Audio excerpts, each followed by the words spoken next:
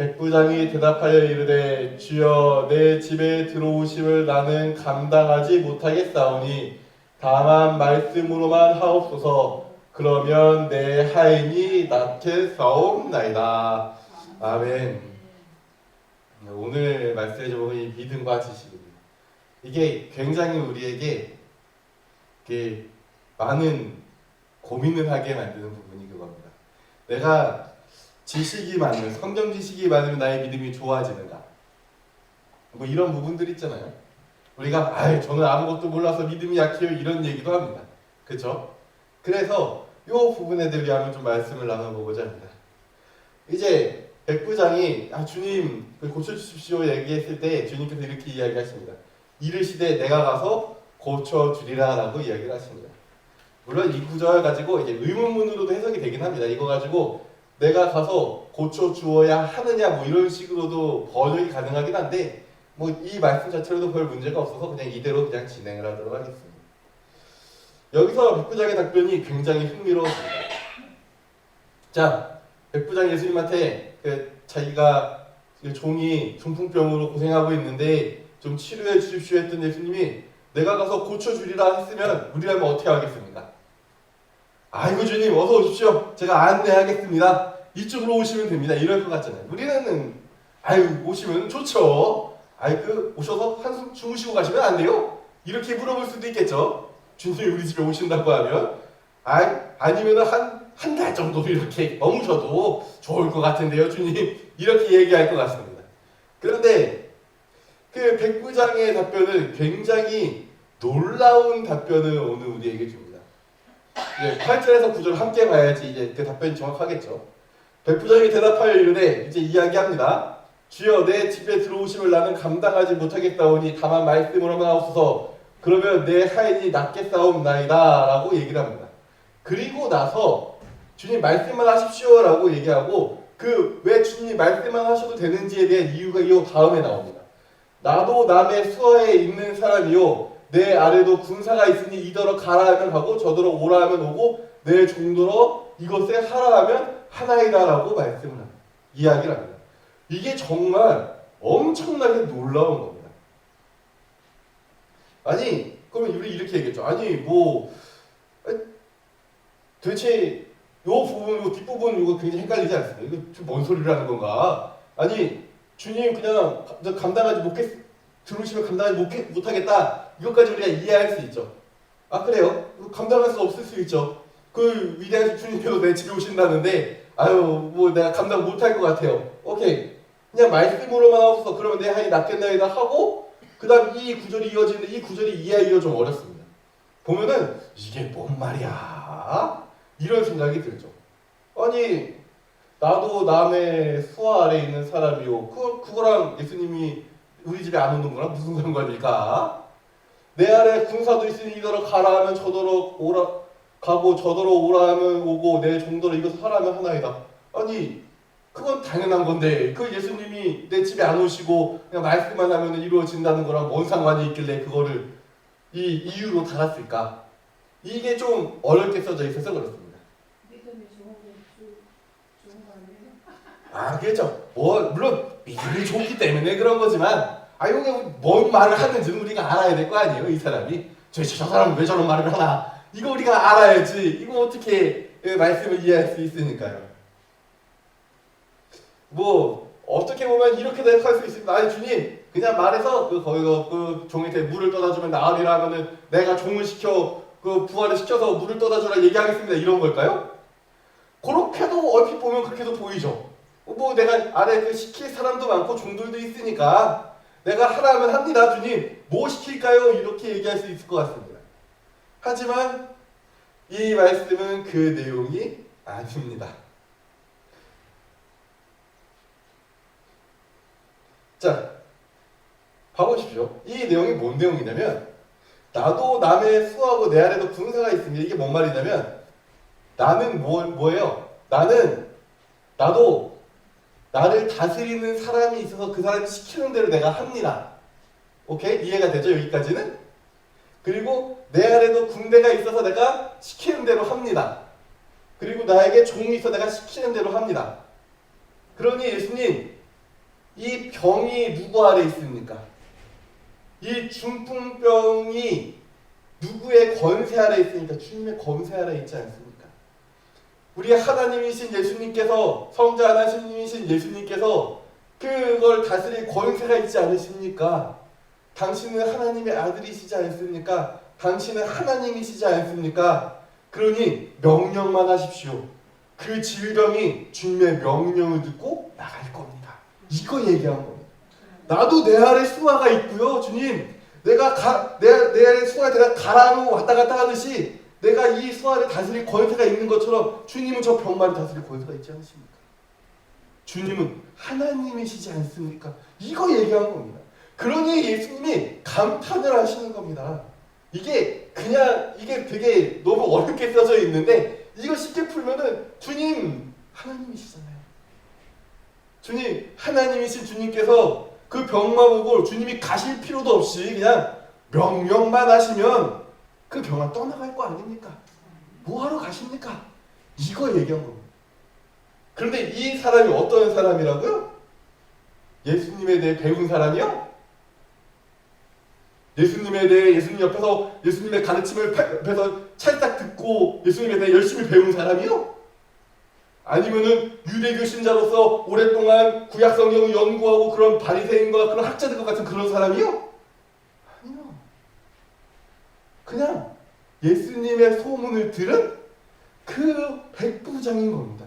이게 얼마나 놀라운 일입니까? 그러니까 예수님이 괜히 감탄하시는 게 아닙니다. 이게 말이 안 될 정도의 어마어마한 믿음의 사람인 겁니다. 그가 들은 게 뭐가 있습니까? 예수라는 사람이 있다.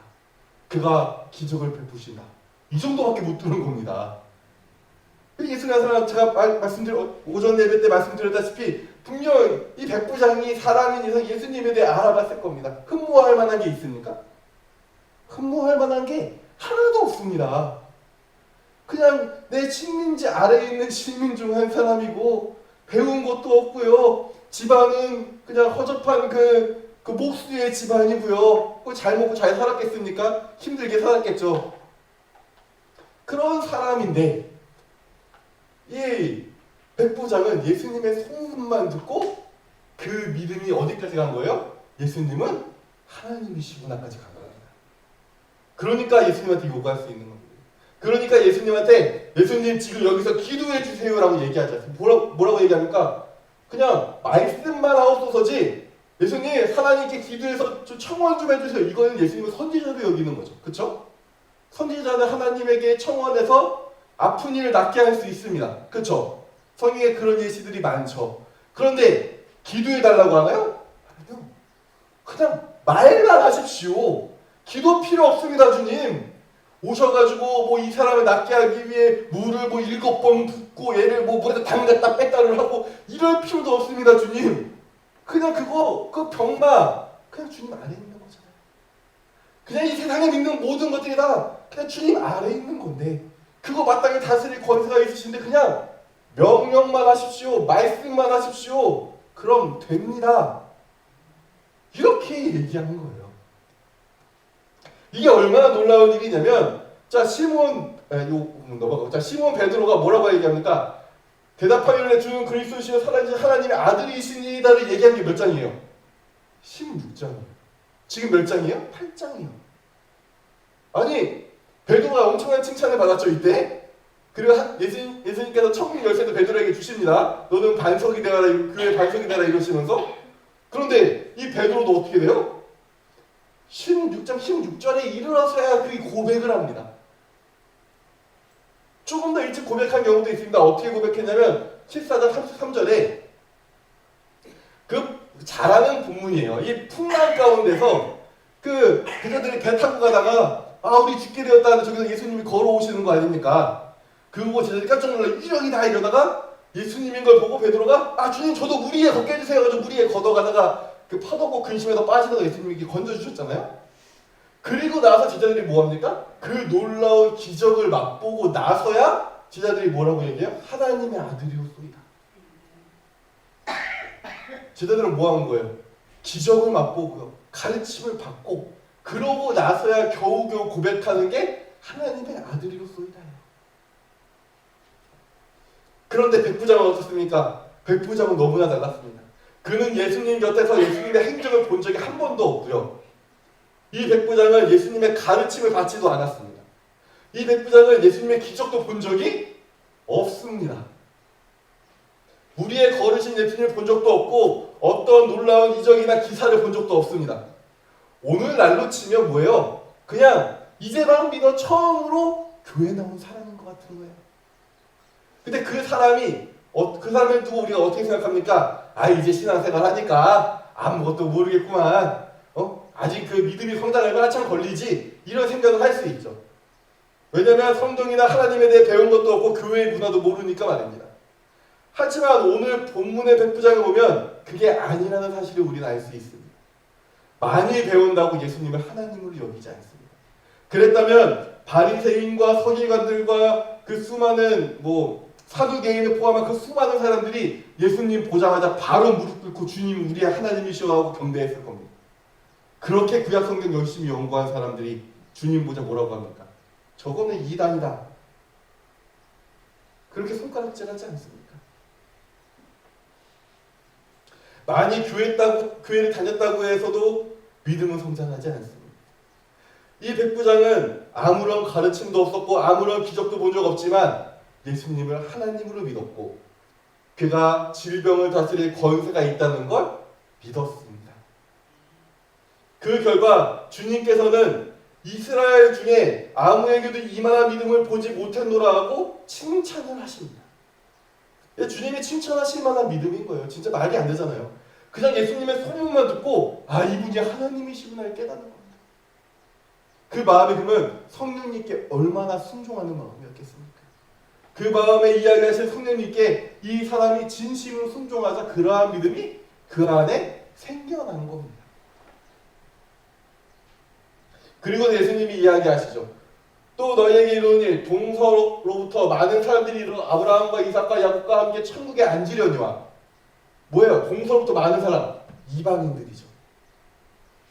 그 나라의 본 자손들은 바깥 어두운 데서 쫓겨나 거기서 울며 이를 갈게 되리라. 무슨 얘기예요?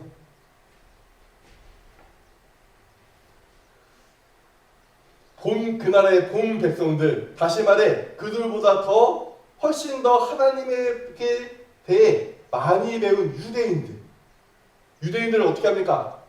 태어나서 구약 성경만 외우고요, 토라, 모세 오경만 외우게 하고 열심히 성경 말씀 외우죠.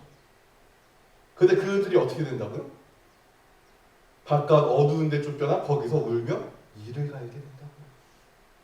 유대인들만큼 하나님의 기적을 많이 맛본 민족이 있습니까? 유대인들만큼 하나님의 기적을 많이 맛본 민족이 없습니다. 유대인들만큼 하나님께 일찍이부터 선택받아 훈련받고 교육받은 민족들이 있습니까? 아니요. 유대인들보다 이렇게 오랜 기간 훈련받고 연단받은 민족이 없습니다. 하지만 그들이 어떻게 됩니까?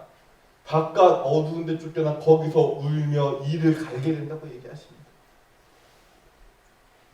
여기서 우리는 정말 중요한 걸 깨닫게 되는 겁니다. 뭐냐면 많이 배웠다고 믿음이 좋은 것이 아니라는 겁니다. 많이 알고 있다고 그가 주님을 믿는 그런 것이 되는 게 아닙니다. 수없이 학문을 연구하고 성경을 연구하고 분석한다 할지라도 그가 예수님을 하나님으로 믿는 것과는 상관이 없습니다. 정말로 그래요.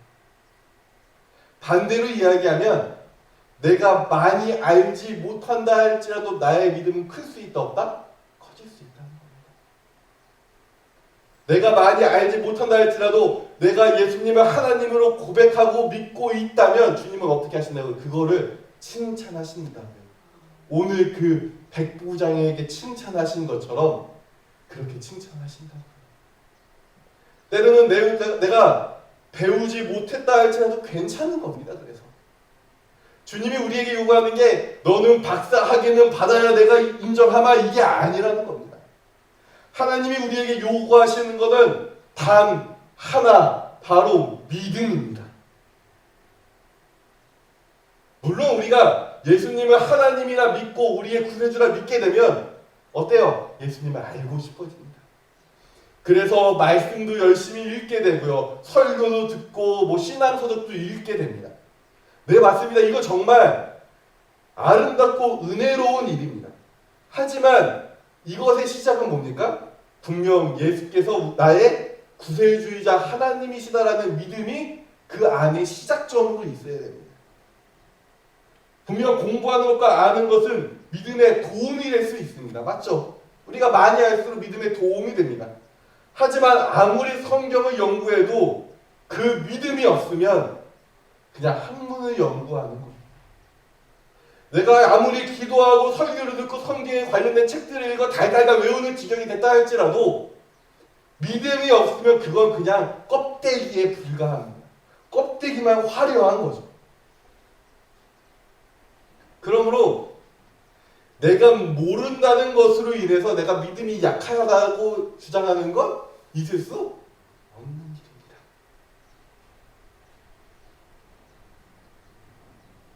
만약 믿음과 지식 중에 무엇 하나를 선택해야 된다면 우리 무엇을 선택하겠습니까? 분명 믿음을 선택해야 될 겁니다. 무엇을 먼저 선택해야 한다면 어떤 걸 먼저 선택하겠습니까? 그래도 우린 믿음을 먼저 선택해야 됩니다. 그리고 뭐예요? 그 믿음을 성장시키기 위한 지식을 찾아 나설 수는 있을 겁니다. 하지만 잘 생각하셔야 됩니다. 내가 믿음이 없이 오늘 교회에 나와 성경에 관련된 지식만 찾고 있다면 당장 멈추셔야 됩니다. 그리고 나의 삶을 돌아보며 예수님을 주님으로 고백할 수 있는 믿음을 간구하셔야 됩니다. 그게 우리가 사는 길입니다. 그냥 지식만 주구장창 쌓고 그냥 내가 많이 배웠으니 성경 말씀 이런저런 구절 이야기할 수 있다고 내가 구원받은 게 아니고 내가 하나님께 그 믿음을 칭찬받는 게 아닙니다. 나의 믿음이 그 안에 있어야 됩니다. 오늘 백부장처럼요. 백부장 정말 그 작은 소문만으로도 예수님이 하나님이심을 아는 믿음에 이르렀습니다. 오늘 우리에겐 그 백부장보다 훨씬 더 많은 정말 좋은 것들이 많이 주어집니다. 그때 우리가 한번 고민해 봐야 됩니다. 나는 정말 주님을 하나님으로 인정하고 있는가? 나는 정말 예수님을 나의 구세주로 인정하고 그렇게 살아가고 있는가? 확인해 봐야 됩니다.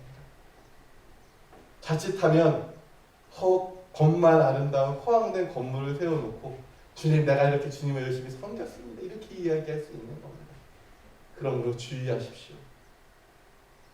우리가 본받아야 될 믿음은 어떤 유명한 학자의 믿음도 아니고 어떤 위대한 사람의 믿음도 아니고 그저 주님의 흘러가는 소문 하나 듣고 주님이 하나님이심을 믿은 이 백부장과 같은 믿음일 겁니다. 기도하겠습니다.